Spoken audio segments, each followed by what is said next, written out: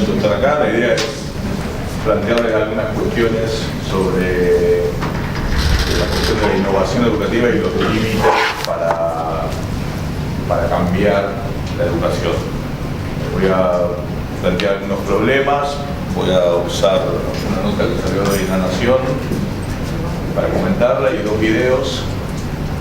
Y voy a manejar algunos conceptos teóricos y después, si quieren, podemos conversar, ¿no? Si te destino, pero sí, bueno,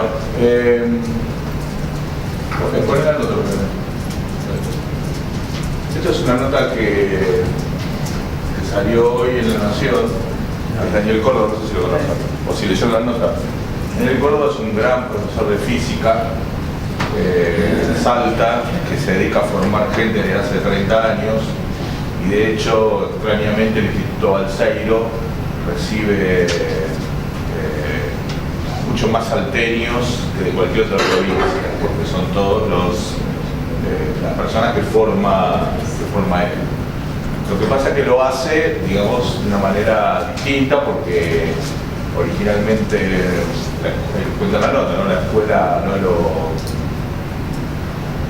lo apoyó, entonces hizo un taller los sábados a la mañana, tiene formas muy particulares de didáctica para poder transmitir conocimientos, es un enamorado de lo que hace, en el sentido de que para él lo más importante de un docente es la pasión que pone en la enseñanza, sobre todo la pasión por los contenidos. Él dice que los docentes tienen que amar los contenidos. Bueno, es un hacedor y es un gran educador. Yo creo que es uno de los más grandes y más importantes educadores que tiene la República Argentina. Un poco conocido por el gran público, porque no es Guandanara ni Natacha Hayes, pero tiene lo suyo también.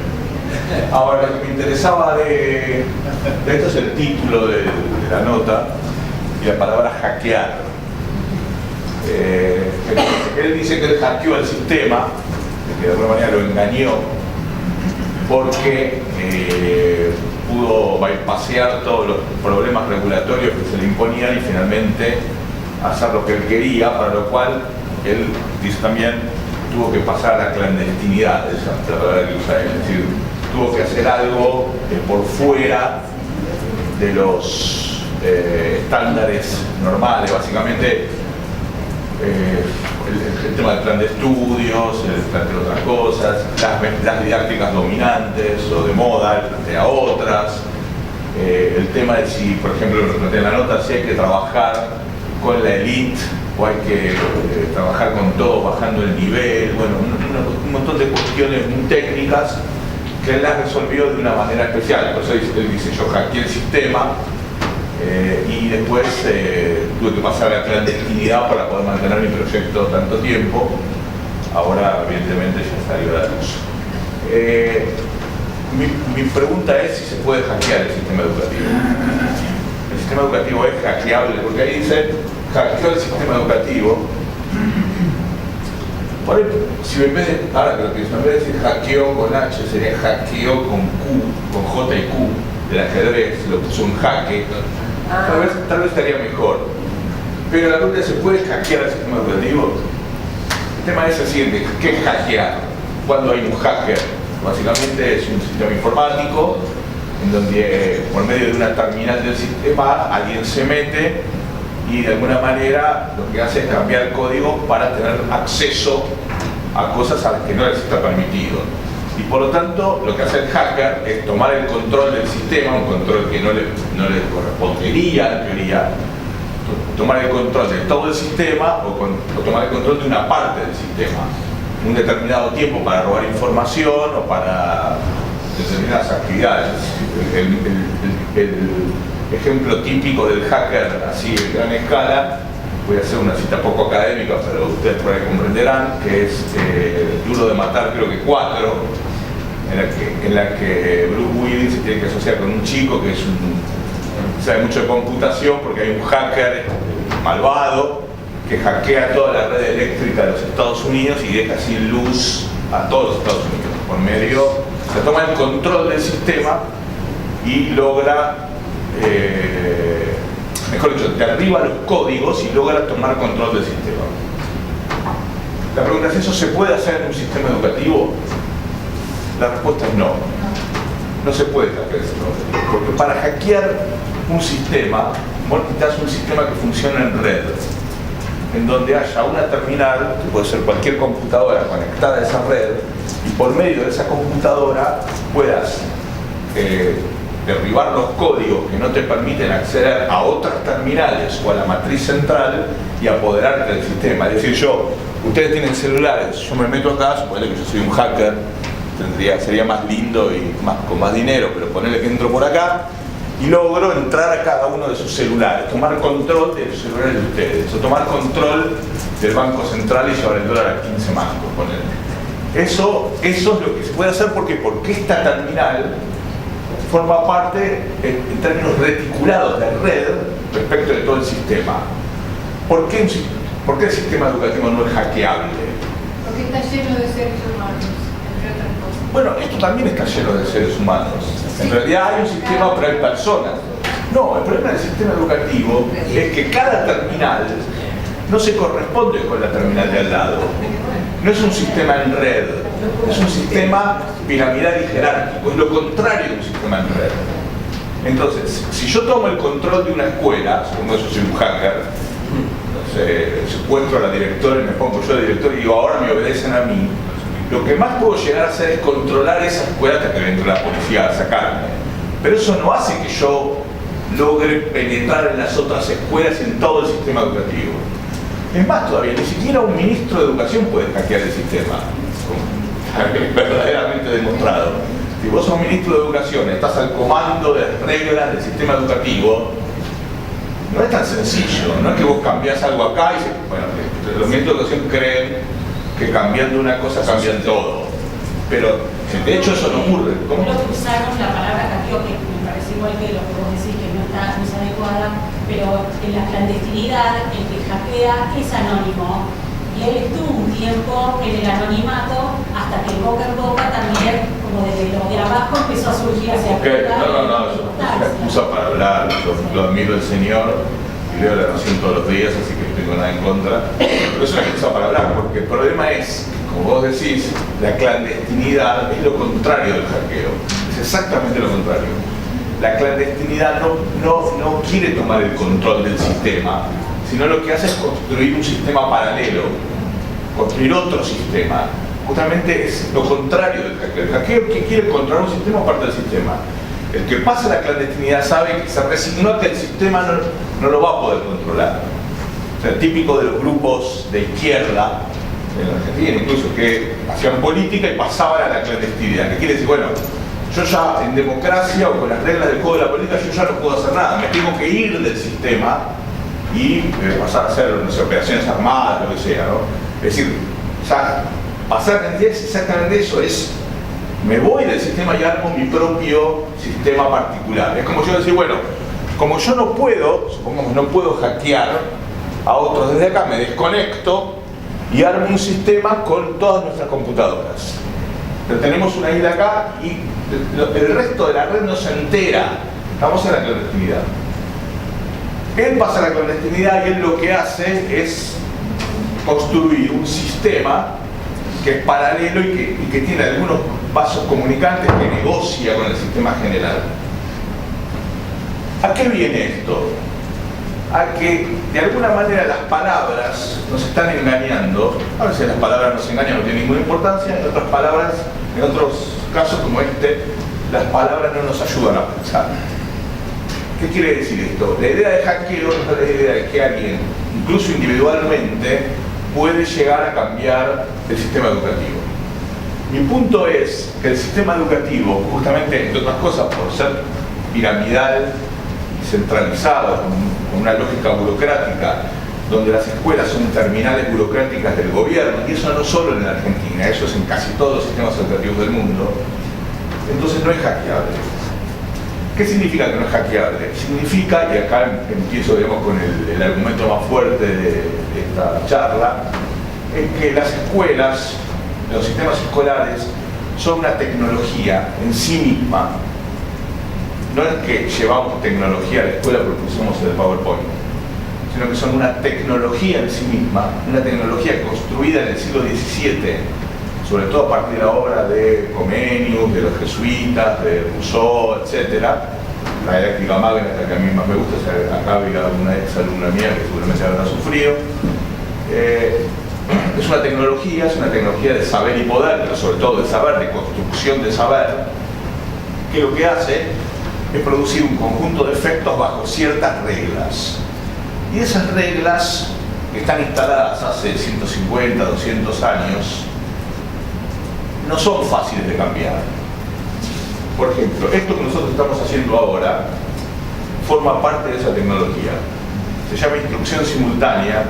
La inventó Comenius en 1657, pero el que la perfeccionó fue La Salle, o La Salle, Jean-Baptiste, en un libro que se llama La Guía de las Escuelas Cristianas, que él inventó, entre comillas, esta tecnología que es fenomenal, que es un docente hablándole al mismo tiempo a un mismo grupo de alumnos que tienen el mismo nivel de dificultad, a todos como si fueran uno y a cada uno como si fueran todos. Ustedes dirán, bueno, pero eso es una estupidez, porque es obvio que eso es así. Sí, es obvio a partir del siglo XVII. Antes del siglo XVII esta tecnología no existe. Galileo, por ejemplo, daba clases en Padua. ¿Cómo era el aula de Galileo? Era una especie de anfiteatro donde él estaba en el medio y había dos balcones hacia arriba. Entonces suponete que yo soy Galileo, las gano. Galileo estaba así y tenía dos pisos de gente arriba que estaban apoyados así, y el tipo iba dando su clase y hablando. Eso es un aula. O, por ejemplo, los griegos peripatéticos que enseñaban, bueno, la famosa anécdota de Tales enseñando su teorema en la playa con sus discípulos todos desnuditos, y el tipo con un palito en la arena haciendo el triángulo y explicando el teorema que después va a ser de él. Eso era educar. O llevar a tu discípulo a ver cómo es la vida. Por ejemplo, cuando Simón Rodríguez lo lleva a Simón Bolívar a recorrer el mundo y a formarlo para ver cómo va a ser un futuro gobernante. Recorrió Europa, etc. Ahí no era tan bolivariano Bolívar, porque era bastante europeizante. O, por ejemplo, Alejandro Magno, que tenía dos maestros, Aristóteles en la filosofía y Epaminondas en el arte de la guerra. O la Disputatio de los jesuitas. El maestro dividía a los alumnos en dos decurias, se usaba el lenguaje del Imperio Romano, y esos tenían que tomar una posición cualquiera al mando de un decurión que era el que los organizaba y después disputaban, y el maestro corregía. Eso no tiene nada que ver con la instrucción simultánea. O el método lancasteriano que vino después, que incluso aquí Rivadavia lo explicó muy bien, que era el maestro nunca enseñaba a sus alumnos, sino que enseñaba a los monitores, que eran alumnos muy avanzados, que eran los únicos que se comunicaban con los otros alumnos, y en la escuela de Londres, en la Escuela Central de Londres, en 1811, Lancaster era el maestro de 1000 alumnos. No tiene nada que ver con esto. La idea de salón de clase, la idea de instrucción simultánea, es una idea propia de la institución escolar moderna, es una idea de la tecnología escolar. Y en ese sentido, si nosotros miramos esos dispositivos de la escuela, uno es la instrucción simultánea, pero hay otros, vemos que todas las escuelas del mundo se parecen entre sí. Y cada día que pasa se parecen cada vez más. Vos agarrás las escuelas de Holanda, las de Finlandia, que están de moda, las de Estados Unidos y las de Argentina, se parecen todas entre sí. Yo, en la introducción de mi tesis de doctorado, la hice en Bach, que es donde defendí hace muchísimos años este tipo de hipótesis. Describí una imagen de una escuela en el medio de la Amazonia, en el Acre brasileño, que era la escuela, como muchas que hay en la Argentina, o había en la Argentina, como ya hace calor, era un techo así de paja, dos aguas, postes sin paredes, un pizarrón colgando de uno de los postes, un escritorio como este y unos bancos como esos. ¿En qué se diferencia esa escuela de esto? Nada.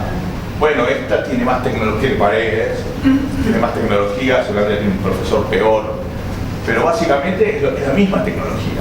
¿Se diferencian en qué? Se diferencian en el grado de sofisticación de algunos instrumentos, en la capacidad de los docentes, en cuán más o menos alimentados están los alumnos, pero finalmente la tecnología es exactamente la misma y las escuelas se parecen cada vez más a sí mismas.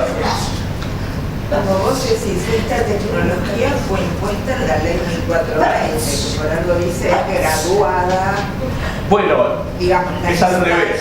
La ley 1420 rescata esta tecnología, no es que la impone. No, por eso, la rescata. La tecnología es anterior, y las leyes de educación de Europa y de las Américas, que son más o menos en esa época, rescatan esa tecnología. Entonces, no es vamos a poner tecnología en la escuela, en todo caso vamos a poner tecnología en una tecnología. La escuela ya es una tecnología en sí mismo, y si no entendemos eso, es muy difícil el margen de lo que tenemos para cambiar, porque como toda tecnología está compuesta por un conjunto de dispositivos, y esos dispositivos no se cambia la voluntad. No es un problema de yo tengo ganas de que entonces no haya instrucción simultánea porque yo tengo ganas para dejar de haber instrucción simultánea. Hay instrucción simultánea en las escuelas de todo el mundo. Ustedes dirán, bueno, pero la escuela de California con el sistema Uber, y la de la monjita de Cataluña, que está de moda ahora, también. Y la escuela colombiana, también.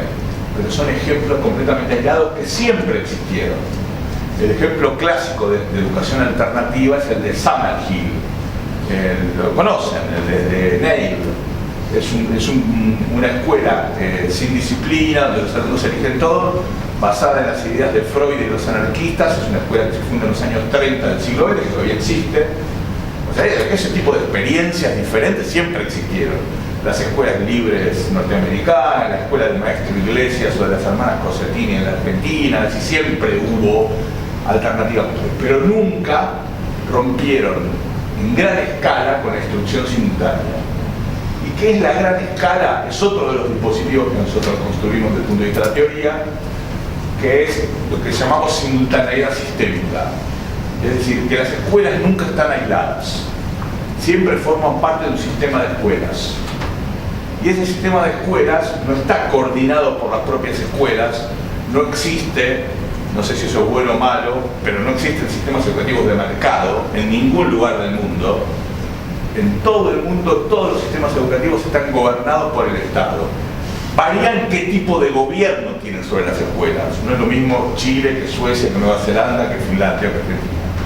Son modelos distintos, pero en todos hay un sistema de escuelas con una articulación, una coordinación supraescolar por arriba, que siempre el Estado, que es el que financia, el que regula y en algunos casos también el que provee, en otros casos no. Hay proveedores privados o proveedores híbridos. Entonces, estos dos dispositivos son parte central de la tecnología. Y es una tecnología que tiene un éxito muy fuerte, un éxito muy importante. Ustedes piensen que según datos de la UNESCO, el 70% de la población mundial sabe leer. Hace 120 años debería ser el 0,007, pongo 7 porque el 70, porque nadie sabía leer, o casi nadie sabía leer. Y esa diferencia es que es gracias a las escuelas. Entonces, es una herramienta muy poderosa, pero también es una herramienta que supone una tecnología muy estable y muy conservadora.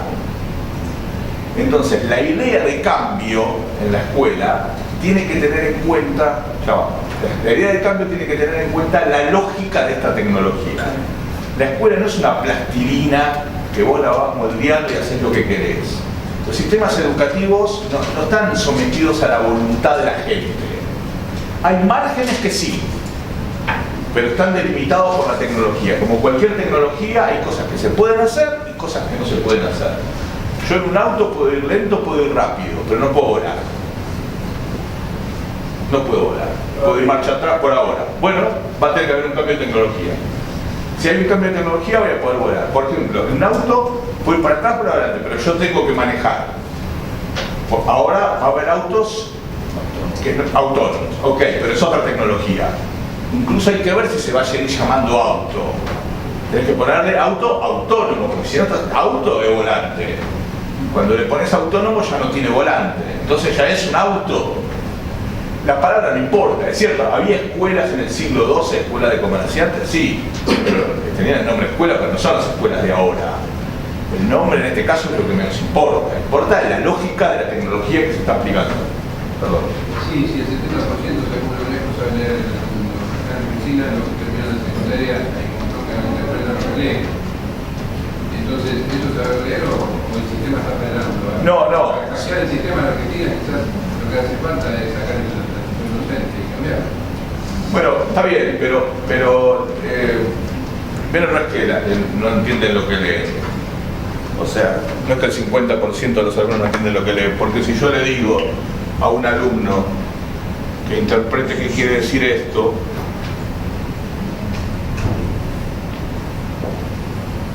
es una copa, soy malo dibujando, él va a decir no puedo escabiar, no puedo beber, está prohibido, él va a saber leer. Lo que no sabe, el 50% que no sabe leer, en realidad no es que no entiende lo que lee, es que bajo ciertas situaciones, en una prueba estandarizada, plantada de cierta manera, no puede entender lo que lee de acuerdo a lo que esa prueba espera de ellos. Que es grave igual, no lo estoy desmereciendo, no es que lo estoy desmereciendo, pero eso no quiere decir que no entienden ninguna cosa que lean. Hay ciertas cosas que debieran, por supuesto, conocerlas, obviamente que sí, debieran saberlas leer, debieran entenderlas, no las entienden, pero no es que no entienden ninguna cosa que lean. Entonces, además, esos chicos son hijos, en muchos casos, de personas que no fueron a la escuela, con lo cual el beneficio intergeneracional, por peor que sea, es excelente. Por peor que sea, porque los otros eran nada. Estos por lo menos algo saben. Por supuesto, eso quiere decir que no haya que mejorar, no es que voy en relación al punto de que es lo que hay que cambiar. Lo que digo es que sigo pensando que las escuelas son muy efectivas si las miramos en el largo plazo. Porque si yo me saco la foto de Argentina ahora, me agarro la cabeza y me agarro la cabeza, no es que no. Perdón, que alguien, señor, que quiero hablar. Coincido en la mejora, no hay que perder de vista que hay una mitad que no medimos, ¿sí? Que son los que están afuera de la escuela en el último tramo de la escuela secundaria, por lo cual podemos suponer que ellos comprenden aún mucho menos. Sí, pero eso saben leer. Por ahí comprenden mucho menos o no. Tampoco lo sabemos. Por ahí se fueron porque se aburrieron. Hay que ver. Pero sería bueno tener esos datos. Ahora, mi punto es que esto que tenemos llamado escuela no es manipulable, no es hackeable, no es que, bueno, entonces nos ponemos todos de acuerdo y la cambiamos. Hoy en el Twitter, la periodista Luciana Vázquez de La Nación, que está en Finlandia haciendo un turismo pedagógico, yo no digo de envidia porque a mí no me invitan, ella sí. Pedagogía turística. No, turismo pedagógico. Mandó una foto, posteó en el Twitter una foto de una clase en Finlandia, en la mejor escuela secundaria de Finlandia, que es donde van los mejores alumnos y es donde van los maestros a hacer las prácticas. Van los maestros a hacer las prácticas con los alumnos más difíciles de enseñar porque son los mejores. Lo que a mí me interesó es cómo era el aula. ¿Saben cómo era el aula? ¿Cómo esta? Como esta, con una diferencia. Había un proyector que estaba acá chiquito, pero a diferencia de esta aula, los pizarrones eran de pizarra negros, como siempre, con tiza. Las escuelas se parecen cada vez más a sí mismas. No hay grandes cambios, no hay grandes cosas. Si eso es bueno o malo, yo creo que es un problema. Y ahora voy a entrar a plantear el problema. Lo que digo es, este es el terreno que estamos pisando. No es cualquier cosa, no es libre albedrío, yo modifico esto como quiero. Así como un auto, no le puedo sacar un carburador y ponerle otra cosa porque el auto va a funcionar.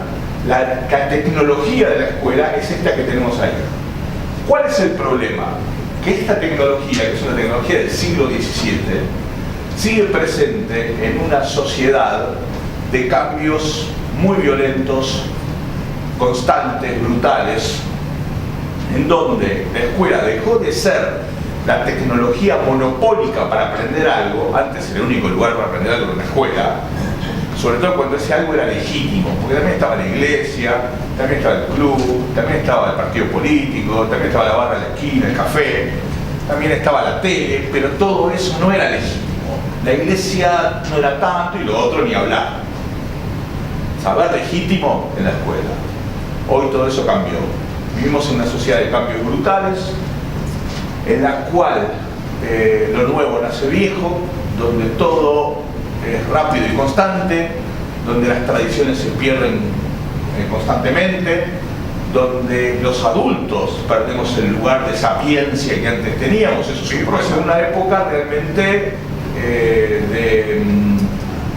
de posibilidades inciertas respecto del conocimiento.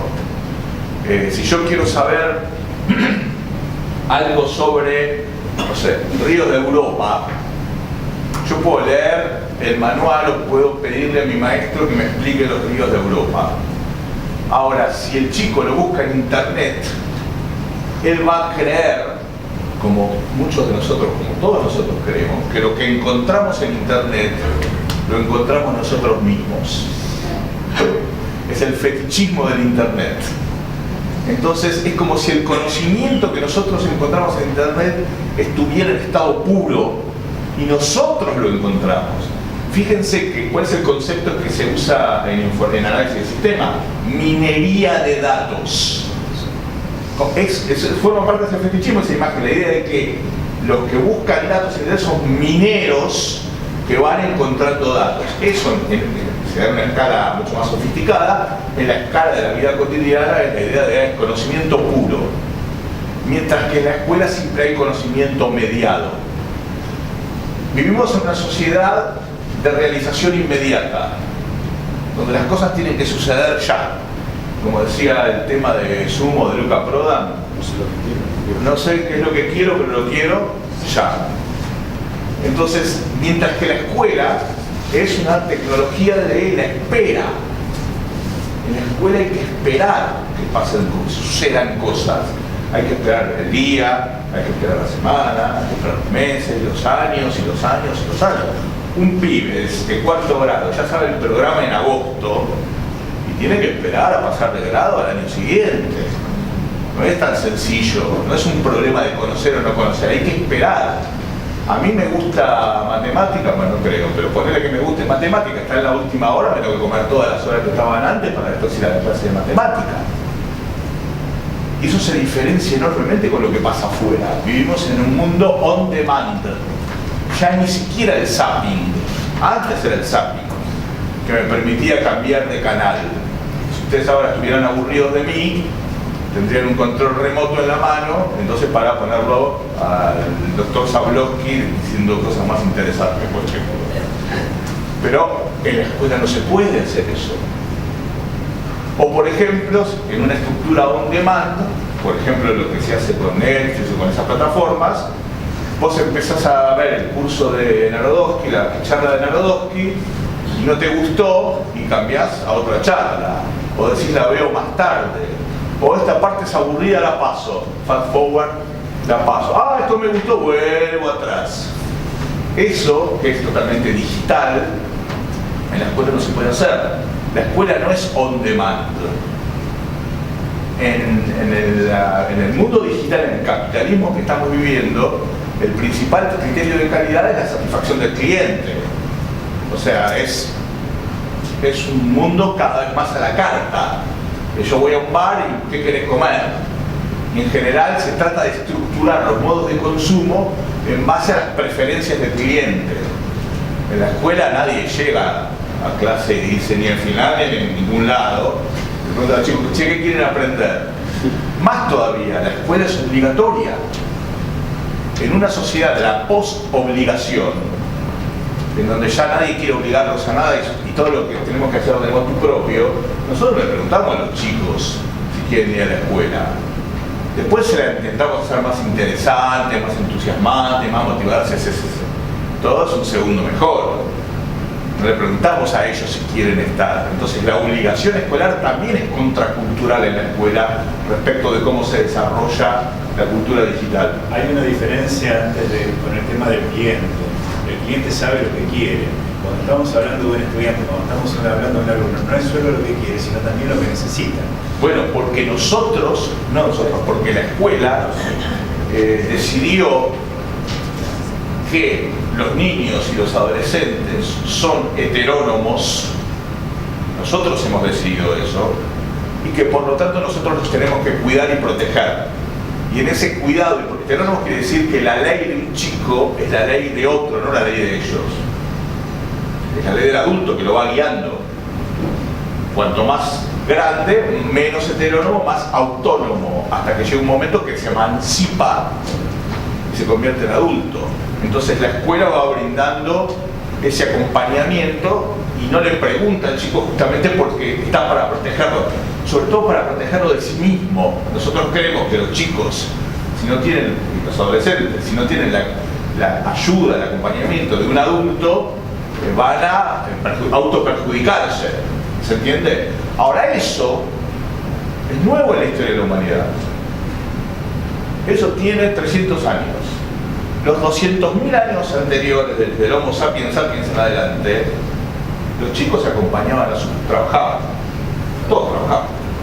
Desde que tenían capacidad física, desde los 4 o 5 años trabajaban, ayudando en las tareas domésticas, en la producción en el campo, acompañando a su papá que era un príncipe, o formándose para ser clérigo, lo que sea, pero todos, desde muy temprana edad. No existía la idea de protección como la entendemos ahora.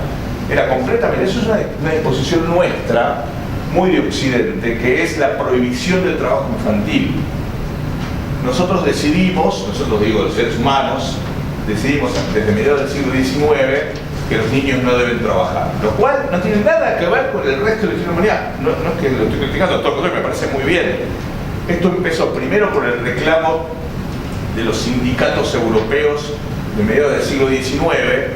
¿Por qué? Porque la gran industria lo que hacía era tomar niños y por lo tanto bajaba el precio de la hora de trabajo. Entonces la forma de negociar un aumento salarial era restringiendo la oferta de trabajo. Entonces se prohíbe el trabajo infantil. El segundo paso fue la encíclica Rerum Novarum de 1898, donde ahí la Iglesia Católica y otras religiones también en esa época terminan de considerar la prohibición del trabajo infantil. Ahora, fíjense qué loco esto, porque a los niños hay que cuidarlos, porque solos no pueden estar, pero los padres no los pueden cuidar, porque tienen que ir a trabajar, y ellos no pueden trabajar, porque está prohibido el trabajo infantil. Entonces, ¿quién los cuida? La escuela. La escuela se basa en un principio jurídico inglés del siglo XVII, que es en latín in loco parentis, o sea, en el lugar de los padres. Rousseau lo decía mejor. Rousseau decía: mi discípulo tiene que honrar a su padre, pero me tiene que obedecer a mí. El problema es que ese esquema es un esquema que entra en crisis en la actualidad, desde finales de la década del 60.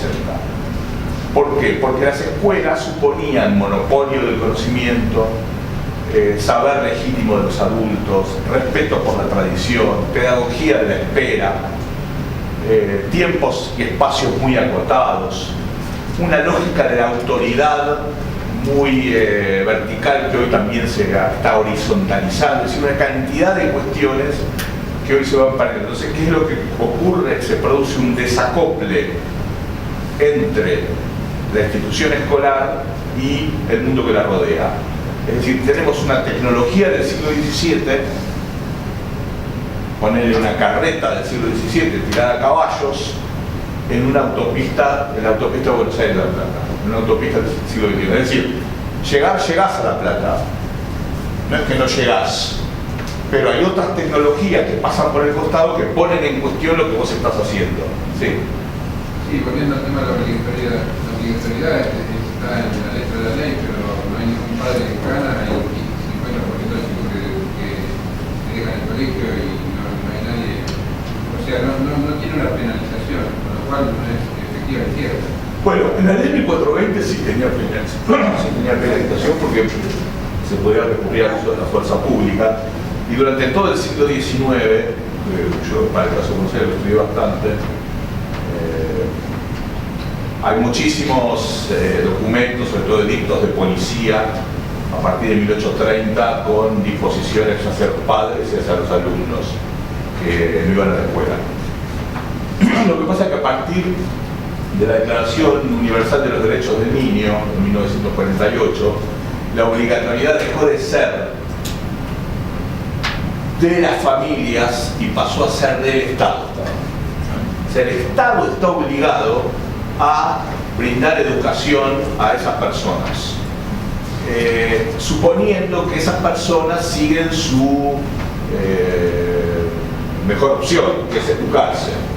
Por supuesto que en la Argentina y en muchos países como la Argentina tenemos un enorme problema con eso, sobre todo el tema del abandono escolar del secundario. Yo les recuerdo, que es un dato no muy conocido, que el abandono del secundario es un tema de género. Ahí sí es un tema de género, porque son todos varones. Del 50% que abandona aproximadamente, las 2/3 partes son adolescentes, varones, pobres. Si quieren alguna otra bomba de tiempo, difícil de encontrar. ¿Por qué varones? Porque hay un estudio muy interesante sobre eso, el de Pablo Sardos, de la Universidad de Quilmes. Los varones, para decirlo rápidamente, somos los que ponemos el cuerpo. Es decir, somos los que decimos, bueno, acá hay un lío, no tenemos plata, y esto me aburre, y esto no sirve, me voy a ir a buscarme la vida como sea. Ahora, claro, un adolescente que abandona la escuela, un adolescente varón pobre que abandona la escuela es o trabajo precario en negro, de 16 años no en título secundario, o trabajo precario en negro, o economía del delito, o plan social eternamente. O sea, una de las tres, o sea, son 3 opciones de exclusión social. Ahora, pero la obligatoriedad de todas maneras sigue funcionando simbólicamente, aunque no funcione realmente, tiene un peso simbólico muy importante. Y que un país como el nuestro tenga la educación primaria relativamente universalizada, digo relativamente porque hay una discusión estadística sobre 5 puntos, pero uno podría decir que el 95% de los chicos argentinos termina la escuela primaria. Eso era impensable hace 50 años, hace 60 años. Impensable. Quiero decir, yo tengo muchas críticas al sistema educativo argentino. Acabo de publicar un libro que se llama El colapso de la educación, imagínense el título que tiene, que es lo que yo pienso, pero me parece que hay que ver la película larga para poder entender bien cómo podemos intervenir. Ahora, volviendo al tema anterior, lo que yo veo es que, no solamente en la Argentina, en todos los países hay un problema de desacople entre la escuela, la tecnología escolar y el afuera. Las pantallas de internet, el narcisismo de nuestra cultura, la realización inmediata, la cultura on demand, la satisfacción del cliente, etcétera, etcétera. Desacople enorme porque son lógicas distintas. La lógica de la modernidad típica de la escuela versus la lógica actual típica de los mercados como se han desarrollado en el capitalismo tardío. Más todavía, cuanto más democrática, cuanto más mercado, cuanto más Google tiene una sociedad, más desacople hay. Porque este desacople no hay en China, no hay en Vietnam, no hay en Cuba, no hay en Corea del Norte, no hay en Irán, obviamente. ¿Por qué? Porque el Estado sigue ejerciendo un rol muy duro en términos de jerarquización y de estructuración de un sistema educativo piramidal. Entonces ahí no hay lugar para el disenso. Ahora, cuanto más pobre es el país, cuanto más democrático, pero con problemas democráticos, cuanto menos desarrollado, este desacople, en países como los nuestros, de América Latina, eso desacople muy fuerte. Ahora, entonces estamos en la situación en donde sabemos que las escuelas están en crisis, en este sentido de crisis, no en el sentido argentino de crisis, sino que todo el mundo se está preguntando qué hacemos con esto, versus un mundo que cambia constantemente. Vamos a aplicar 2 segundos el concepto de destrucción creativa de Schumpeter. Es decir, el resto de la sociedad capitalista está en un proceso ilimitado de destrucción creativa, es decir, todo se renueva constantemente, o casi todo se renueva constantemente, mientras que las escuelas se parecen cada vez más a sí mismas. Es decir, es como si el sistema escolar no estuviese atravesado por un proceso de destrucción creativa. Quiero que un minuto miremos un video que traje para ustedes, para entender un poco más eso. El final es discutible. muy discutible. Pero el video son 2 minutitos nada más. Sino que de videoclubes y que vaya mucha menos gente al cine. Booking tiene en jaque a las agencias de turismo. Google inutilizó a las páginas amarillas. Airbnb está atemorizando a los dueños de los hoteles. WhatsApp amenaza a operadores de telefonía fija y celular. Las redes sociales a los medios de comunicación. Uber a los taxistas. OLX está acabando con los avisos clasificados. Los smartphones condenaron a las casas de fotografía. Zipcar hace la vida imposible a las compañías de alquiler de vehículos. Tesla pone en duda el futuro de las automotrices. El email complicó a los correos postales. Waze acabó con los GPS. Original y Newbank amenazan al sistema bancario tradicional. La nube hace cada vez más inútiles a los pendrives. YouTube pone en riesgo a las empresas de televisión. Facebook está matando a los portales de contenido. Tinder y similares quitan mercado a las discotecas. Wikipedia mató a los diccionarios y enciclopedias. ¿Cuánto tiempo crees que va a durar tu empleo en su forma actual? ¿Y quieres seguir viviendo como vivías hace 10 años? Te sugiero que te reinventes diariamente para continuar en este juego llamado vida.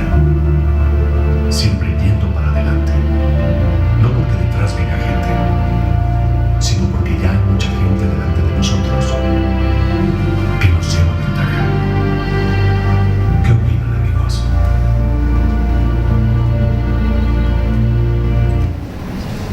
A ver, el final es bastante discutible, ¿no? Lo que van adelante, lo que van atrás. Ya es filosófico, creo que Sí, esa es una interpretación un poco forzada, pero lo de la primera mitad es interesante. Sí.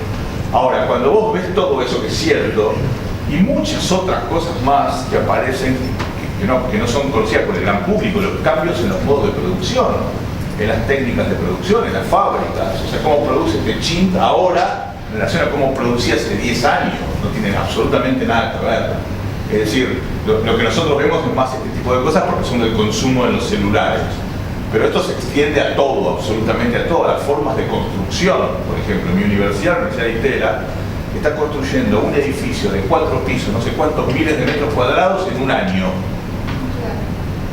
Se termina en un año, no se puede creer. ¿Cómo hacen? Bueno, técnica de construcción no se hace. Cambió todo. Ahora, todo cambia, pero la escuela se parece cada vez más a sí misma. Este es el punto. Es decir, las escuelas siguen manteniendo un esquema tecnológico típico del siglo XVII mientras todo esto está aconteciendo, lo cual es un problema, porque vivimos en una época de Netflix y Tinder, pero vivimos en escuelas que son del siglo XVII, con relaciones sociales propias del siglo XVII. Un adulto que sabe, que le enseña a la gente que no sabe, en tiempos determinados, en espacios determinados, etcétera, etcétera. La pregunta es, ¿por qué no cambian las escuelas? Porque funcionan, ya lo dijo. Bueno, las escuelas funcionan hasta cierto punto. Las escuelas tienen cada vez más conflictividad, por ejemplo. Pero esa es otra pregunta. Otra pregunta es cómo hago para que las escuelas funcionen mejor y las optimizo en relación a la vertiginosidad, al vértigo de los cambios. Pero eso no quiere decir que no funcione. Usted dijo, la carreta llega. Tardará un poco más. La carreta llega y se la puede mejorar. Sí, voy a eso. Exactamente, ese es un punto. Pero hay otro punto que es, ¿hasta cuándo va a soportar la carreta? En la medida que todo lo que lo circunda tiene reglas de comportamiento completamente diferentes. Esto, escenario 1 para siempre. Siempre va a haber carretas. Y además yo como conductor de carreta, yo estoy muy contento con eso. Yo soy feo. Los feos hacemos del vicio una virtud. Entonces, los docentes hacemos del vicio una virtud, del defecto virtud. Es así. No está mal que sean lentas. No estoy criticando desde ese lugar. El problema es si no hay una hipótesis de que los cambios que están alrededor vayan tan rápido que haga obsoleta la escuela. O sea, que la carreta se mueva a un ritmo que ya sea insoportable. Sí. No, me hiciste acordar una anécdota de Simon Pepper. Simon Pepper hace varios años decía que la tecnología era la educación, como si los ingenieros en la época de las carretas hubieran inventado la turbina. Entonces todos estarían muy contentos porque los caballos se iban a cansar menos, porque se iban a poner mucho más rápido. Cuando le pusieron las turbinas a las carretas volaron por los aires. Exacto. Todos corrieron para decirle a los ingenieros que le sacaran potencia a las carretas a las turbinas porque rompían las carretas. Yo creo que es un poco eso lo que vos estás diciendo y lo que está pasando con la institución educativa. Exactamente. La educativa no es capaz de absorber este video que vos das tan provocador y entonces lo que hace es de alguna manera ignorarlo. Yo sí que me decía Juan Martín, en Francia el ministro de Educación prohibió el uso de celulares adentro del aula. En este momento hay más celulares que habitantes en la Tierra. En un censo que hizo el Ministerio de Educación dice que el 97% de los estudiantes secundarios tienen celular. A nadie se le ocurre que el celular puede ser un elemento. Lo que pasa es que uno de los recursos típicos en una situación de destrucción creativa es la vuelta al pasado, el recurso melancólico. Y cuando me veo frente a que es lo que me parece que hizo el gobierno de Macron con los celulares. Y cuando me veo frente a una situación que el presente no lo puedo explicar, vuelvo al pasado. La angustia del presente me hace volver al pasado, que es el caso de lo que hizo Francia. Yo estoy en desacuerdo con eso, hay que ver cómo les va también, hay que ver. Porque los franceses también tienen su propio camino. Vos querías plantear algo. Sí, yo pienso que la escuela tiene que tener un aspecto conservativo que va ligado a valores trascendentes, principios filosóficos de la humanidad, y eso me parece que sí. Bueno, yo tendería a pensar eso, pero la mayoría no está de acuerdo. ¿Por qué? Porque la verdad que hoy, a nivel global, tenemos una discusión de lo que es un principio trascendente. Más bien tenemos, no estoy diciendo que uno esté de acuerdo o no, estoy diciendo que pasa, es todo el mundo tiene derecho al ejercicio de su propia singularidad y que me reconozcan a mí como distinto. Esto que se ve ahora en la calle de las chicas con pañuelo verde, pañuelo naranja, pañuelo celeste, de alguna manera refleja eso. Yo tengo mis principios y soy yo, y aparte lo de yo lo reconozco porque forma parte de una lógica narcisista también. Yo me quiero identificar con algo que sea profundamente mío. Entonces, es muy difícil en la actualidad definir lo trascendente. Yo, en lo personal, tiendo bastante a estar de acuerdo con eso, pero no es así como están funcionando. Y uno de los problemas de los sistemas escolares es que tradicionalmente eran los estados nacionales los que planteaban cuál era el imaginario cultural correcto, cuál era lo trascendente para cada caso. Hoy los estados nacionales no tienen posibilidad de hacer nada de eso. Nos les reímos en la cara cuando pretenden hacer eso. Cuando pretenden decirnos cómo tenemos que pensar, o qué es lo deseable de pensar, o debo decir la Constitución Nacional, y después yo me encargo. Y mucho artículo 19 de las acciones privadas de los hombres y las mujeres, porque nadie se me ofende. Sí. Hay dos ejes paralelos que son bastante parecidos, pero son distintos. Uno tiene que ver con el concepto del bien material y el bien inmaterial.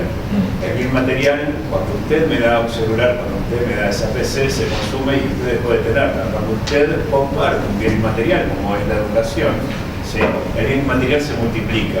Esta lógica de bienes materiales, bienes inmateriales, disrumpe, ¿sí?, el tema de la competencia del mercado. Todos estos cambios que estábamos viendo en el video tienen que ver con una lógica de competencia. ¿Quién se queda con la parte de la torta más grande?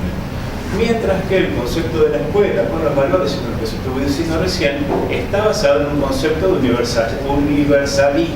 Entonces son otros ejes distintos que vienen de mano de este beneficio intergeneracional que usted dijo hace un tiempo. Bueno, en realidad, el concepto... Lo puse nervioso. Si así manejo el pizarrón, imagínense una computadora. El concepto que engloba esta cuestión es un concepto de Comenius, que es el concepto de pansofía. Lo pongo con PH porque es así que se llama nuestro movimiento. Pan, todo, sofos, conocimiento.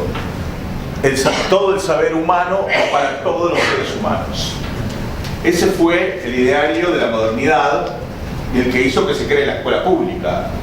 La idea de que la biblioteca pública primero y la escuela pública después.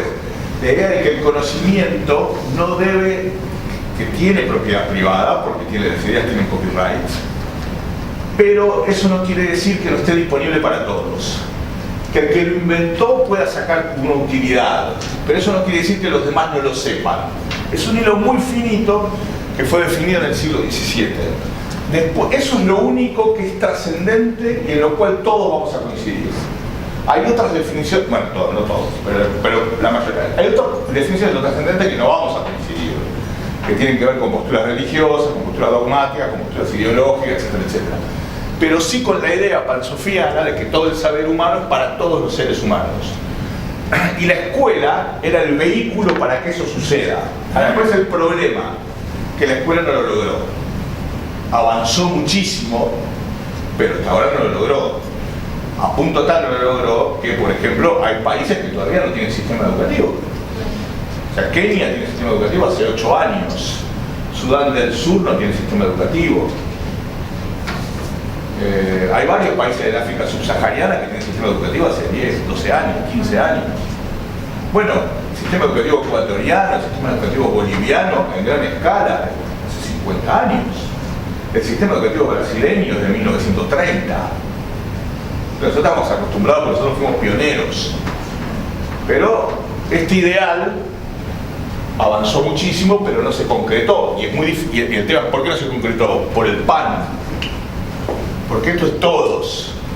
Mientras exista por lo menos uno que no tenga derecho a saber, que después no sepa es otra cosa, pero que no tenga derecho a saber, que le sea negado su derecho a saber, ahí el problema. Entonces la tecnología escolar muchas veces se vuelve decepcionante porque no logra alcanzar el ideal pansófico, por lo menos en un gran trazo.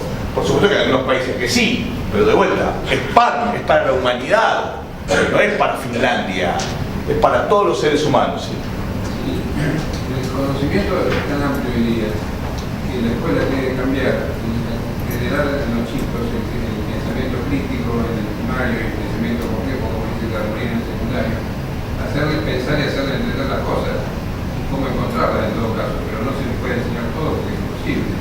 Bueno. Hay experiencias. Bueno, hay una biblioteca muy importante de 300 años que dice lo contrario, con todo respeto. Porque el problema no es menor, no es tan sencillo, no somos tan giles. El PAN quiere decir el todo en sus fundamentos. Comenius es un enciclopedista, los pansofianos son enciclopedistas en sus orígenes, y la idea de todo no es la idea del todo en el sentido de que haya cada detalle del saber humano sea accesible, sino los fundamentos de lo que vos llamás pensamiento crítico, los fundamentos de las cosas. Porque al revés, porque saber todo es no saber nada. Saber todo es saber el fundamento de las cosas, porque es un tema largo. Sí. No, es una pregunta que quiero hacer. Dale. ¿En qué medida esta crisis que estamos viviendo no tiene también que ver en cómo están formados hoy los docentes? Voy a poner entre paréntesis la situación de las sociedades en cuanto a que son comedores y todo eso, porque esto se va haciendo demasiado complicado. Pero a ver, en este desfasaje entre la calle y la escuela, ¿cuánto hay de falta de, lo digo con todo respeto, o sea, hay una libre responsabilidad por parte de lo que sea que no brinda los conocimientos que un docente hoy tiene que tener? Lo que pasa es que ese es un problema global, no es un problema nuestro. Rancière, el maestro ignorante, que yo lo amo y siempre lo cito, es esto de que ese gran motivador que lleva al chico a que venga a buscar el saber, más allá de que no tenga la computadora o sea, lo que hace es provocarle la curiosidad. Es un poco difícil. Pero no baja entonces. Primero, es imposible en sistemas globales con millones de profesores en el mundo que todos sean así. Es imposible. Yo te digo, yo me considero un docente aceptable. Yo no sé si soy así. Por lo menos no sé si siempre soy así. Los que trabajamos de esto no estamos a full todo el tiempo, somos profesionales. Hay momentos que somos maravillosos y hay momentos que somos una desgracia absoluta. Hay momentos que estás entusiasmado y hay momentos que te querés quedar en tu casa durmiendo la siesta, como cualquiera de ustedes, ¿no? Supongo que a ustedes también les pasa lo mismo. Seres humanos. Pasa que no son seres humanos, claro, o sea, del capitalismo tardío. Entonces preferís un Netflix ahí, no sé, hacerte una maratón de algo, de Breaking Bad, que en vez de ir a trabajar, aguantarte a los pibes 40 de la mañana, 40 de la tarde, 8 horas. O la vocación, bueno, algunos algunos son héroes y eso sí realmente, eso no hace falta saber nada porque pero esos son el 10%. Después está el 10% de vagos, como diría el compañero presidente, y después hay un 80% de gente normal, que funciona en base, lo voy a decir en esta universidad en tono casi solemne, a incentivos y regulaciones. O sea, es eso. Si no, estamos pensando en la grandeza personal de millones y millones de personas, vamos. Si dependiéramos de eso, la humanidad está perdida. Porque es imposible que todos sean, ¿cómo se llama? Ambiciosos, malvados, crueles, etc. Menos los docentes. Porque ¿quién formó a cada uno? Sí. Segundo, en el caso argentino, voy a decir una cosa más provocativa que la tuya. Yo creo que los argentinos son buenos. Maté. ¿Por qué? Primero porque defiendo el gremio. No es por eso. Por eso. Uno dice bueno o malo en base a qué. Uno se puede animar a decir que los docentes argentinos son peores que cualquier otro profesional de idéntica formación. Yo la verdad, no es difícil. Y si así fuera sería raro, porque ¿quién formó a los otros? Si vos tenés docentes malísimos, pero economistas geniales, ¿de dónde salieron? Es la tercera tesis sobre Feuerbach de Marx. ¿Quién educa al educador? Ahora me pasé de neoclásico marxista. Entonces, con los pocos datos que tenemos, que no son muchos, si uno compara el perfil de los docentes de Argentina con el resto de América Latina, es lo que hay, no son, qué sé yo, es lo que tenés Argentina, es el nivel que tenemos de Argentina. Vos dirías, bueno, queremos estar mejor, empecemos por los docentes, de acuerdo, ahí sí, pero eso ya es otro planteo, no es el planteo, los docentes no sé qué y el resto no. Es una sociedad complicada, con muchos problemas de calidad en todo sentido, y obviamente que los docentes no zafan de eso. Y por otro lado, la idea de que los docentes de antes eran mejores también es una idea poco sostenible, ¿no? Romantizada. Romantizada. Yo lo temo bastante, eso hace muchos años, y la gente de la Universidad de Luján estudió analizando a las maestras de lo que yo llamo la generación dorada. Como el básquet, ¿viste? Ginóbiles. La maestra de la década del 30, de la década del 30, de la década del 40, esas maestras, eran pibas de 16, 17 años. Con quinto año del secundario, clase media baja, porque las de clase media y alta no eran maestras. Estoy hablando de las que tenían 16 años en 1920, 1930, la generación dorada. Esas no eran maestras, porque esas o sus familias trataban de guardarla para que se case bien, o las más osadas a la universidad. Empezaban a ir a la universidad. Eran de clase media baja, con poco acceso a grandes medios culturales, básicamente radioteatro y cine, pocos libros. Los libros que nosotros vemos eran esas ediciones baratas, libros románticos, de novelas románticas. Estamos hablando de un promedio. Esa nena de 17 años, 7 materias pedagógicas, 2 de las cuales se contaban como materia pedagógica, corte y confección y cocina. Esa era la maestra de generación dorada. 17 años iba a trabajar a Avellaneda, a la zona de Barceló, del puntero de Barceló, el conservador, zonas más bravas de Buenos Aires, no eran tan bravas como ahora, pero eran bravas para esa época, y la tipa se paraba delante del curso, no volaba una mosca, respeto absoluto, respeto o temor o amor, o las tres cosas.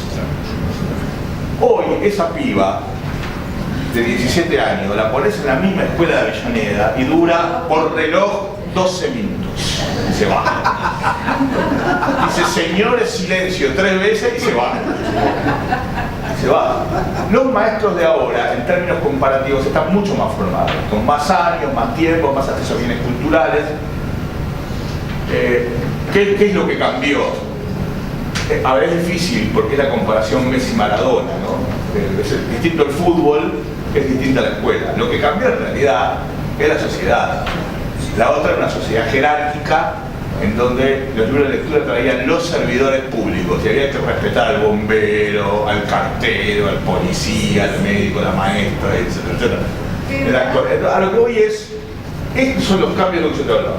Son los cambios que no son solo tecnológicos en el sentido de que ahora tenemos aplicaciones, sino también cambios en las relaciones sociales que hacen que sea tan difícil sostener la tecnología escolar. Sí. Una duda, volviendo a lo de la carreta. Mi duda es... Los motores, por ejemplo, de la mujer. Si dejamos, porque no es que hay una carreta, ¿no? Hay miles de carretas. Sí. Si dejamos que o la carreta se vuelva obsoleta y vaya muriendo, y mientras desde un lado sistémico voy creando algo micro que después se puede transformar en algo macro con una nueva tecnología, o ayorno mis miles de carretas y pongo todo mi esfuerzo en todas esas miles de carretas, mejorando la rueda, lo que sea. Yo a particularmente, nivel sistémico. yo creo que muchos especialistas en educación adhieren a la segunda opción. O sea, ir ayornando, ir viendo como por un lado como pasa algo distinto y al mismo tiempo ayornando. Yo en eso también estoy en minoría respecto de mis colegas. ¿Por qué? Porque yo creo que esto no obedece a la voluntad política. Política no en el sentido del político, sino a la capacidad de transformar la realidad voluntariamente. Sino que esto lo va a terminar resolviendo el mercado. Yo no digo que lo resuelva mal, lo va a resolver el mercado. Es decir, en el año 96, alguien me hubiera dicho, vas a tener una cosa así, que vas a ir en el colectivo viendo películas. ¿Cómo? Y sí, 96, no estoy hablando de 1930. En el 2006, 2007 aparece el iPhone y se puede hacer eso. 10 años. Entonces, y esto es el mercado. Entonces el cambio cultural no es una decisión política de que ahora la gente va a ver películas, sino es el mercado. Pero déjame avanzar con esto. Hay algunos países que empezaron a avanzar en sistemas educativos digitales. En realidad hay uno, que es Nueva Zelanda, que generó un proyecto, que es el proyecto COOL, Community Open Online Learning. Nosotros en la universidad y con el proyecto Pan Sofía invitamos al embajador en aquel momento de Nueva Zelanda, estuvimos discutiendo, hablamos mucho con la ministra de Educación en aquel momento, que fue la que presentó el proyecto. ¿En qué consiste el proyecto? En Nueva Zelanda hay vouchers, ¿no? Entonces el subsidio a la demanda. El Estado te financia para la educación que vos quieras. Una opción que empezaron a contemplar en un proyecto de ley que todavía no se aprobó es que desde la salita de 3 hasta el último año de la escuela secundaria podés hacer tu escolaridad online, pagada por el Estado. Es decir, te quedas en tu casa con la computadora. Además tenés algunas opciones, 1 o 2 veces por semana, juntarte con otro chico, con algún maestro. Eso depende del oferente. Los oferentes son las universidades de Nueva Zelanda o empresas del mundo, porque además la idea de, comillas, soberanía pedagógica, Internet la mata, el mercado la mata. Soberanía pedagógica si vos estás con cualquier lugar del mundo.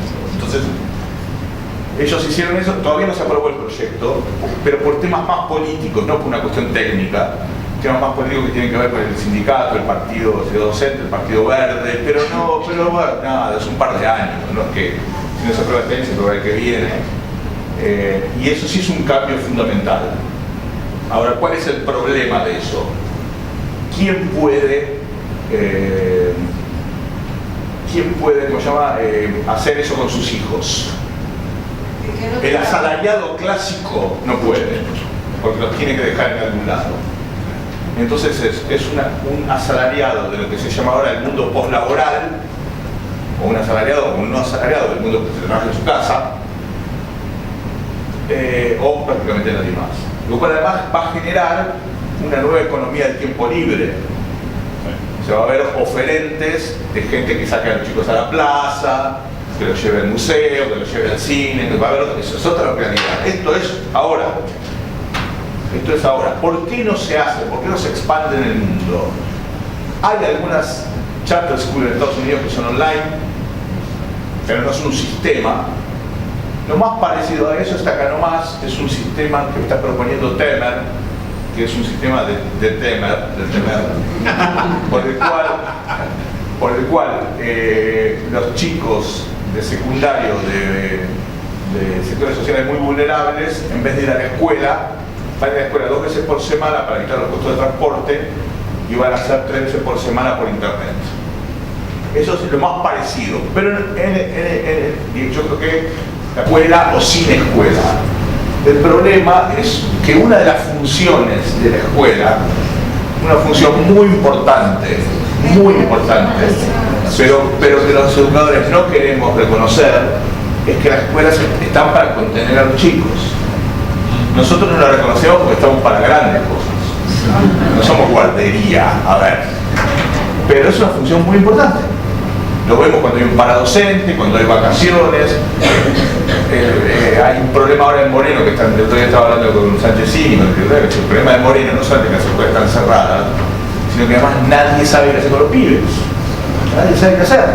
Entonces hace un mes, decenas de miles de chicos sin nada que hacer. Porque nuestra sociedad está preparada para la logística de lo escolar. Eso lo ves claro, la diferencia entre el 28 de febrero con el auto y el 1 de marzo con el auto. Es decir, está y volver a las clases. Eso ya no se puede manejar más. La escuela es el organizador universal. Es un organizador, exactamente. Entonces, el gran problema, vos tenés, por un lado, una tecnología muy conservadora, que vos podés retocarla, pero cualquier cambio radical tiene que contemplar por ahora el hecho del control o el cuidado, depende del registro teórico que tengamos, de los niños y los adolescentes. Sí. El problema es que la escuela no se quede solamente en un organizador, porque, por ejemplo, en la experiencia de Ciudad también de la India, en pueblos distantes del centro urbano, los chicos aprendieron a través de la pantalla y llegaron a aprender a manejar el inglés a través de la nube de vuelo. O sea, hay que buscarle la vuelta, porque que sea solamente el organizador, no nos vamos a quedar con eso. No, pero la experiencia de Sugata Mitra justamente lo que demuestra, como la de la monjita de Cataluña, la uberización en Palo Alto, lo que demuestra es que todas esas experiencias son alternativas como la de este señor. No hackean el sistema, son clandestinas. Chiquitito, yo me armo algo. ¿Cómo era tu nombre?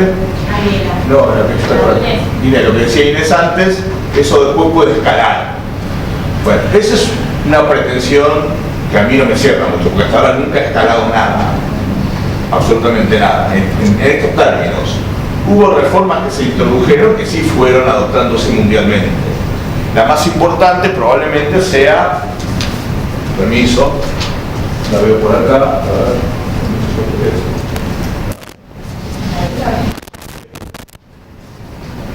ver, esto es revolucionario. Dejamos de usar pizarras. Usamos esto porque el papel se abarató en 1920.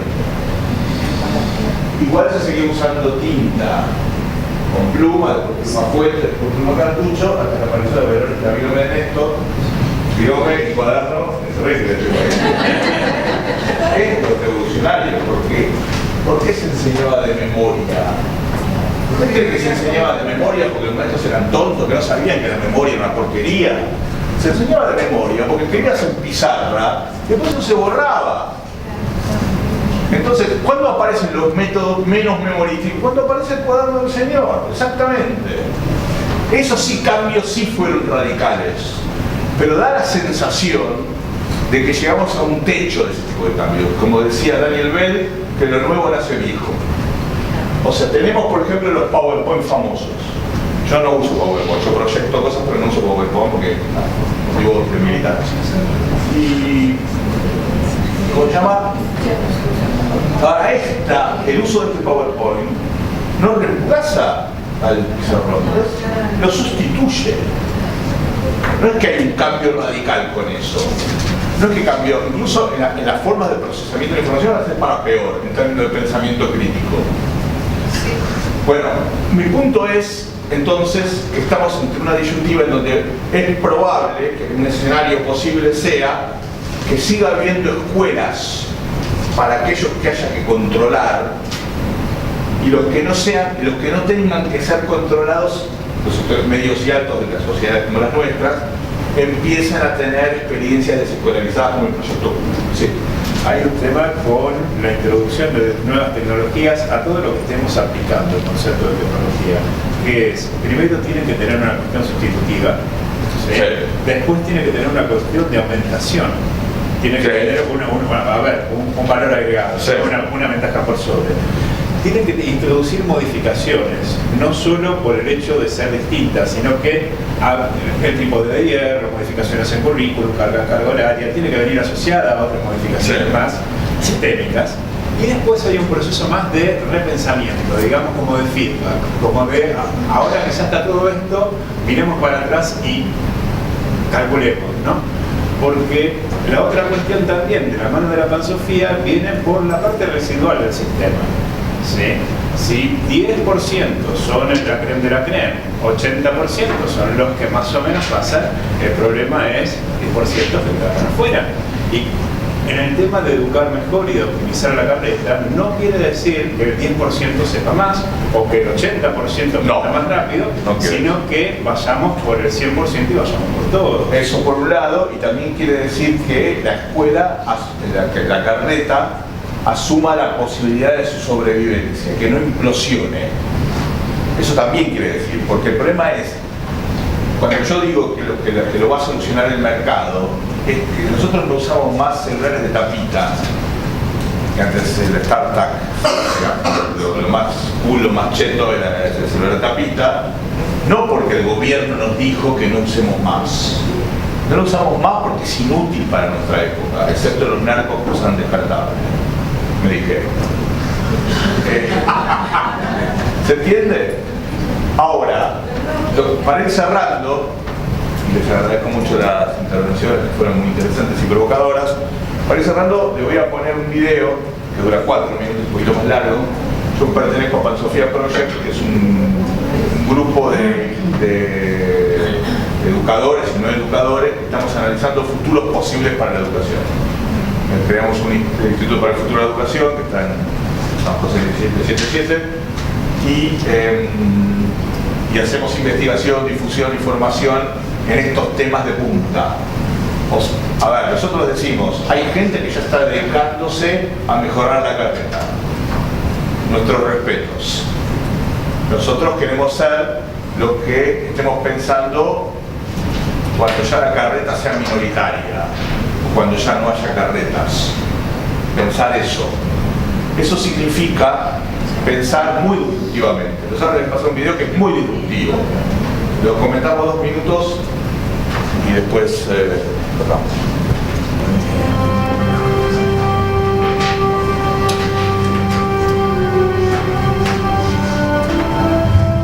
Desde el inicio de su existencia, el Homo sapiens transmitió a otros seres humanos los conocimientos y experiencias acumuladas a lo largo de generaciones. La forma típica de esa transmisión fue oral, hasta la creación de la escritura.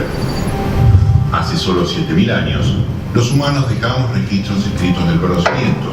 Lo que facilitó su enseñanza fue la primera gran revolución educativa. Hacia 1440, Gutenberg inventa la imprenta y el registro escrito se difunde mecánicamente en panfletos, diarios y libros. Pero los impresos requerían de gente que lo supiera leer, y en 1657 Comenius diseña la tecnología que va a lograrlo, la escuela, la segunda gran revolución educativa. Con la escuela nace la pansofía, todo el saber humano es para todos los seres humanos. Estas escuelas se generalizarán a finales del siglo XIX y sobreviven hasta la actualidad. Pero, ¿qué es lo propio de las escuelas? Primero, la instrucción simultánea, educar a todos al mismo tiempo y de una sola vez. Segundo, la simultaneidad sistémica, Los efectos uniformes del aula se generalizan y las escuelas pasan a ser ordenadas y controladas por el Estado. Tercero, se establece una alianza entre la escuela y la familia. Los padres entregan a sus hijos a la escuela a cambio de educación de calidad. Cuarto, las escuelas son un lugar de encierro. Con la prohibición del trabajo infantil y los progenitores como fuerza de trabajo, las escuelas garantizan cuidado y educación en espacios y tiempos homogéneos y previsibles. Hoy, esta institución antes revolucionaria se encuentra profundamente cuestionada. La escuela ya no es la tecnología indiscutible para transmitir conocimientos, surgieron otras que le quitaron protagonismo. Los tiempos de progreso gradual se transforman en realización inmediata. La información no está oculta sino disponible, a un clic de su obtención. Pero los problemas de las escuelas no son solo cuestión de pantallas. También cambiaron las relaciones sociales. Los niños y los jóvenes saben cada vez más y el lugar del saber adulto es cada vez más cuestionado. Se reconocen muchas maneras de comprender, aprender, enseñar o saber. Y en la crítica a la institución escolar olvidamos un detalle: la escuela no siempre existió. A decir verdad, ocupa un cortísimo periodo de tiempo en la historia educativa de la humanidad. ¿Eso significa que las escuelas pueden dejar de existir? Muchos educadores intentan sostener el proyecto educativo moderno, reformando las escuelas para prolongar y mejorar sus efectos. Los procesos de evaluación estandarizada se generalizan y en 2034 los alumnos de las escuelas del mundo están conectados a una red educativa que evalúa en tiempo real. En 2026, gran parte de la población aprende en línea sin necesidad de asistir a la escuela. Solo los jóvenes de sectores sociales más desfavorecidos continúan en un sistema escolar muy degradado que solo puede brindar habilidades mínimas. En 2033, se aprueba el injerto de nanobots en el cerebro, articulando la información desde la nube a la neocorteza cerebral. En 2045, se acepta la edición de tramos sinápticos para el seteo de aprendizajes específicos. En 2016, se organiza Pansofía Project, tratando de revitalizar el ideal pansófico, todos los saberes a todos. El futuro es una reproducción ilimitada de lo que hay, o podemos crear otras formas de educación no escolares. Datos y evidencias del presente nos permiten imaginar otros futuros posibles para la educación.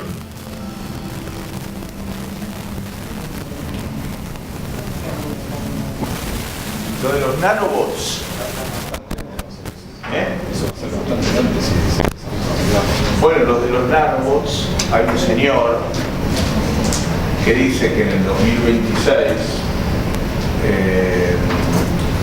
para el 2026 él está desarrollando un nanobot, es decir, un robot enano, más que un chip, un robot enano que se injerta en la neocorteza cerebral. La neocorteza cerebral es lo que nos caracteriza como seres humanos, nos permite el lenguaje articulado y el pensamiento abstracto, por medio del cual vos te vas a poder comunicar con la nube, o sea, con Google, y bajarte directamente los conocimientos sin necesidad de esto. O sea, hasta ahora nosotros tenemos el chip afuera y él cree que va a poder, dentro de unos pocos años, insertarnos el chip en el bocho, como decía el tema de Charlie García. Perdón. Sí. Una pregunta lo que digo es, ese tipo no es un borrachín que está caviando cerveza en la cervecería cool de Polaigo de Ciudad. Nada, ya se le va a pasar. Es el gerente de desarrollo de Google. Tiene $700 millones de presupuesto para desarrollar eso. Es un filósofo muy importante, es un ingeniero, es un transhumanista, es una persona del primer nivel internacional. No lo nombro porque a mí me da mala suerte, en serio. Y es un capo, no es un don nadie, es un tipo que tiene mucho conocimiento, tiene un equipo regroso y que tiene 700 palos verdes. Yo a mí me dan 700 palos verdes y te desarrollo cualquier cosa. A un argentino digo, ¿no? Y ahí me vuelve lo que yo le dije de los celulares con tapita y de esto. Hace 10 años nadie hubiera pensado eso. Ahora esto, que parece medio pedagogía ficción, pero que se puede dar, eso sería aquello que tiene que ver con tu comentario. O sea, finalmente, esa es la destrucción creativa. Eso es lo disruptivo. Eso es lo que cambiaría la lógica de lo escolar. eso sí sería, no sé si bueno o malo, más bien pienso que es malo, no importa, igual, no me están preguntando a mí, no me estarían preguntando, lo están haciendo igual. Aparte tenés un problema de mercado ahí, porque ¿qué va a hacer Google con el nanobots? Te lo va a regalar en las esquinas y el upgrade te lo vende. Entonces, porque ¿vieron Matrix? Es eso, vieron que en un momento que se bajan las luchas y la forma de combatir, es eso. El problema que dice él es que el nano ya está. Eso ya está, ya existe el nano. ¿Cuál es el problema? El problema es un problema neurocientífico de cómo hacer para combinar el injerto con los neurotransmisores del cerebro para que vos puedas aprender del nanobot. Necesitas una interfase de relación, porque si no, nada, ya hay, por ejemplo, en algunas empresas que te injertan chips acá para hacer tu asistencia, pero eso es nada, está muerto. Vos necesitas algo que produzca intercambio, que produzca sinapsis. Sí. Yo quiero hacer una pregunta. Soy adicta a la ciencia ficción, así que tu disrupción me viene de buenísimo. En el 2001 Odisea Final, Arthur Clarke, que fue el que hizo la junta de 2001 para los espacio, recupera al fulano que había quedado 1000 años atrás, le conecta el magneto en la cabeza y le transmite contra Kenano todo el conocimiento universal en una hora. Por supuesto, tomándose tiempo para que el otro no colapse. Ese era el plan. Sí. El tema, a ver, de esta cuestión de la interfaz. ¿Cómo hacemos para no solo disponer de tamaña enciclopedia de datos y aprender a interconectar y pensar? Porque si no caemos entre la diferencia entre inteligencia y erudición. Bueno, yo creo que igual eso es un tema que a los transhumanistas no les importa mucho, pero lo digo respetuosamente, es un tema pansofiano, no es un tema transhumanista. Pero ellos, a ver, el planteo de ellos es el siguiente, lo que va a provocar el nanobot es una evolución del cerebro. ¿Entendés? O sea, es una interrelación vincular en los dos sentidos. No es que a vos te insertan en el nanobot y eso queda pasivo ahí, sino que tu propio cerebro va a ir mutando, tu propia neocorteza va a ir mutando, va a cambiar, entonces, y va a generar nuevas relaciones. Lo que dice él es con el nanobot una generación de seres humanos va a ser comparable a 10.000 años. Porque nosotros tenemos una neocorteza distinta a la de hace 10.000 años. Todos los pliegues de nuestro cerebro son resultado de la evolución. Lo que él dice, esto es un pliegue del cerebro. O sea que el cerebro va a terminar haciendo ese trabajo. ¿Se entiende? No es simplemente que te insertan eso y el cerebro actual lo va absorbiendo, sino que el cerebro va cambiando con eso. ¿Para cuántas personas se está diseñando? No, esto, si fuera por Google, para todos y todas, para todos. Sí, obvio. No, obvio, porque es fenomenal. Después hay que ver cuánto te cuesta el upgrade. Si querés saber física cuántica, me imagino que debe ser distinto que si te querés bajar una de los tres chiflados. No sé, yo no va a ser distinto. A ver, un segundo. Uno de los tipos que más sabe de transhumanismo en la Argentina es Mariano Masla, que es un profesor de la Universidad Austral. Y él, según los estudios, etc., él dice que este proyecto antes del 2040 no sale y que tiene muchos problemas de interfase, que efectivamente es muy difícil lograr eso. Pero desde el punto de vista de lo que estamos planteando acá, no importa tanto que lo consiga, sino importa lo que están desarrollando y el lugar en el que nos pone a nosotros respecto de eso. Entonces, un modelo de transmisión del conocimiento parecido a ese va a dejar a la escuela en un lugar muy particular, probablemente solamente aprendizaje de ciertas habilidades básicas de alfabetización y cálculo, probablemente. O sea, eso sí, tal vez necesites un docente que te enseñe, probablemente, o no lo sé. Sí, perdón, te quería hablar. quería preguntarte qué opinas de la inteligencia artificial. Bueno, esto es inteligencia artificial. Bueno, pero Kurzweil, el rector de eso tiene el tema del reino. Opina de que en el 45 las máquinas superarán al ser humano.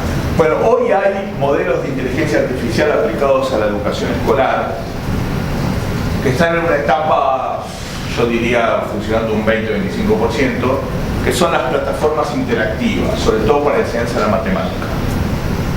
¿Qué es lo que son? Son plataformas, vos te logueás, los chicos se loguean y te empiezan a tirar ejercicios, vos resolvés los ejercicios y la complejidad del ejercicio siguiente tiene que ver con el ejercicio que vos resolviste.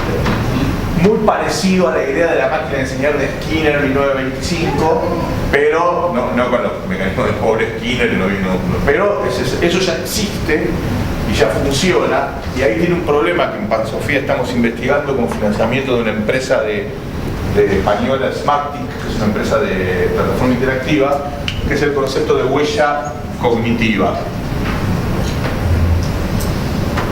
¿Qué significa una huella cognitiva? ¿Vieron cuando ustedes se loguean en su celular y tienen prendida la ubicación? Entonces Google sabe todos tus gustos, dónde estás, si te gusta entrar a tal página, si te gusta entrar a otra, si tuviste cuánto tiempo estuviste comiendo en tal lugar, entonces clasificar, entonces sabe que te gusta ese lugar. A ver si prestigo. ¿Perdón? Va prediciendo lo que vas a hacer. La huella cognitiva es eso, pero aplicado a tu conducta en la red. Es decir, la hipótesis es que cuando los chicos interaccionan con los datos, cada chico tiene su propia, como la huella digital, única, una huella cognitiva para aprender. Ya lo patentamos, así que puedo. Ese concepto es muy disruptivo. ¿Por qué? Porque si la compañía Smarttic, por ejemplo, puede tener la huella cognitiva de cada usuario, eso significa que podría armar perfiles mucho más sofisticados que un test laboral o un test de coeficiente intelectual. Sabe cómo aprende cada fulano. Entonces eso, por ejemplo, tendría un valor económico fenomenal, porque una empresa busca a alguien para tener la huella cognitiva de lo que vos buscás. Bueno, este tipo de cosas son las que están apareciendo ahora en función de la inteligencia artificial. Todavía en el campo educativo es muy naciente, porque para vos tener el proceso de inteligencia artificial, de alguna manera tenés que corromper la instrucción simultánea. Inteligencia artificial necesitas computadora. Y no hay sistemas educativos en el mundo que funcionen con la computadora arriba del pupitre, lamento informar. No existe. Hay algunos que lo usan más, otros que lo usan menos, pero todavía todas las escuelas del mundo usan cuadernos. En Estonia tampoco. Bueno, en Uruguay. O sea, hay pequeñas experiencias bastante acotadas y hay que ver cómo se van sucediendo. Pero tampoco el sistema U que se necesita en Uruguay. Ceibal, que reemplaza al docente. No, pero justamente uno de los temas de la tecnología que vos estabas mencionando antes, José, es que uno de los efectos que produce la escuela con otras tecnologías es lo que nosotros llamamos escolarización. Las escuelas se escolarizan. Es decir, que chupan, absorben, metabolizan, no sé qué imagen usar, las otras tecnologías, asimilan esas tecnologías a su propia lógica. Típico de las computadoras en las escuelas, que al final no cambian. El típico del PowerPoint es un pizarrón más. ¿Se entiende? Bueno, ¿cómo estamos de tiempo? Ya estamos, ¿no? 8 y 10. Vale. Una última cosita en relación a la huella digital. Cognitiva, perdón. Pero el tema que me aparece a mí acá es la zona de desarrollo próximo o la potencialidad, ¿no? Porque el hecho de que yo hasta ahora haya hecho siempre esto, no quiere decir que no tengo la potencialidad en aquel lado. No la desarrollo, justamente nadie la registró. Bueno, totalmente. No, nosotros lo estamos trabajando con los psicólogos cognitivos que trabajan con el concepto biología de zona de desarrollo próximo, y que también trabajan con otra cosa muy importante, que es el concepto de asimetría en el aprendizaje. Es un concepto de Balsinger.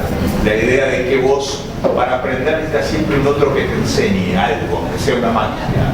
Entonces, ¿cuál es el tipo de vínculo que construye esa huella? No.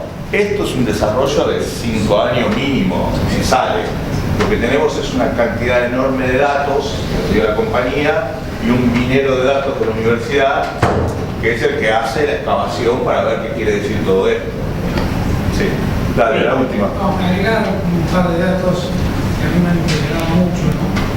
El primero es el fenómeno de la inteligencia artificial y IBM, que fue una compañía que tradicionalmente fabricó computadoras desde hace muchos años, se ha dedicado a desarrollar el programa Watson, que es el que consideró mayor impacto en todo lo que es Big Data y el manejo de todo este tipo de cuestiones.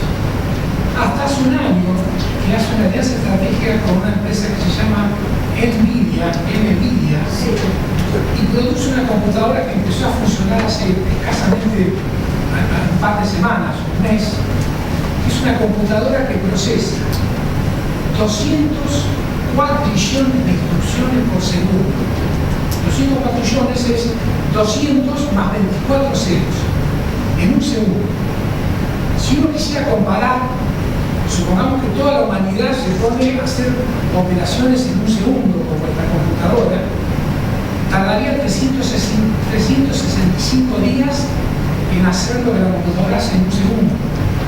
Y si una persona pudiera hacerlo que hace un segundo por instrucción, tardaría 74 millones de años. Entonces, yo digo, esto parece, no puede ser. Yo no quiero imaginar lo que va a ser el fenómeno de la vinculación de la inteligencia artificial en contextos y plataformas con esta velocidad de procesamiento. A eso le agregamos lo que vos hablabas recién. Y yo creo que es imposible no pensar que el impacto va a ser de corto plazo muy grande. Es que acá, con esto termino, los dos puntos centrales de la cuestión son, primero, el problema de la educación digital como el proyecto. Eso puede disrumpir la educación tal como la conocemos. Segundo, es el proyecto transhumanista de Ingerto, como los nanos, los robots. Eso también va a disrumpir la educación escolar.